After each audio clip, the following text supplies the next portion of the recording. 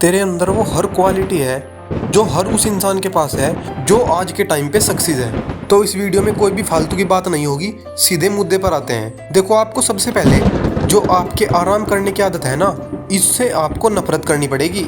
यह बिल्कुल सही बात है। जिंदगी में आप हर बार एक चीज देखना कि जब जब आप कामयाबी के रास्ते से भटके हो ना, जब जब आप कुछ बेहतर मिलने से पीछे छूट गए हो ना, तब तब उसके लिए सिर्फ एक ही चीज जिम्मेदार है, और वो है आपके आराम करने की आदत। असल में आराम करने की आदत हमसे हर वो चीज छीन लेती है जिसके हम पक्के हकदार होते हैं। आराम या कंफर्ट जोन हर इंसान के अंदर एक ऐसा दुश्मन है जो कि उस इंसान को नष्ट कर देता है, और इसमें वो किसी की सहायता भी नहीं लेता है। वो सिर्फ अकेला ही इस काम को कर देता है, क्योंकि तुम्हें नष्ट करने में उसे किसी और चीज की जरूरत ही नहीं है। वो अकेला ही काफी है। दुनिया, रिश्ते, हर चीज शायद कहीं ना कहीं आपको संभाल ले, लेकिन आराम करने की आदत अक्सर इंसान को बर्बाद कर देती है।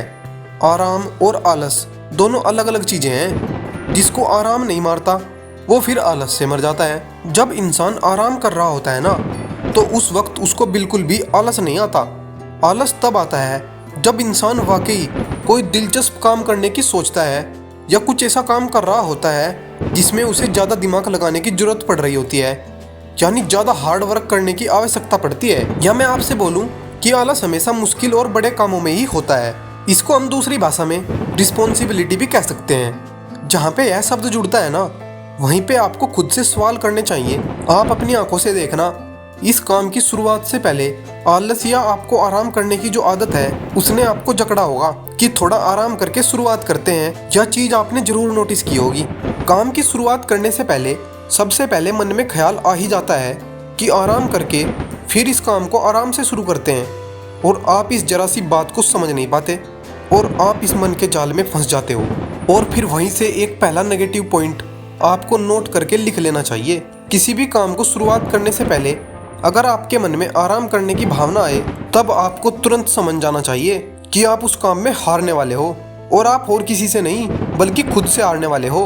और वाकई में यहाँ पे आपके लिए एक और नेगेटिव पॉइंट बचता है। तभी मैं कहता हूँ, अपने आराम से नफरत करो। जितने भी महान लोग हैं उनकी लाइफ में सिर्फ एक ही फिलॉसफी है, वो है उन्होंने आराम को आदत नहीं बल्कि आराम से नफरत करना शुरू कर दिया।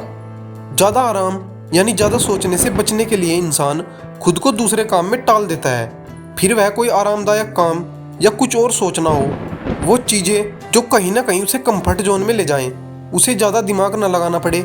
और यही चीज़ आपको समझने की आवश्यकता है। इसलिए मन में ख्याल आ जाए, प्लानिंग हो जाए, तो बस उस काम की शुरुआत कर दो।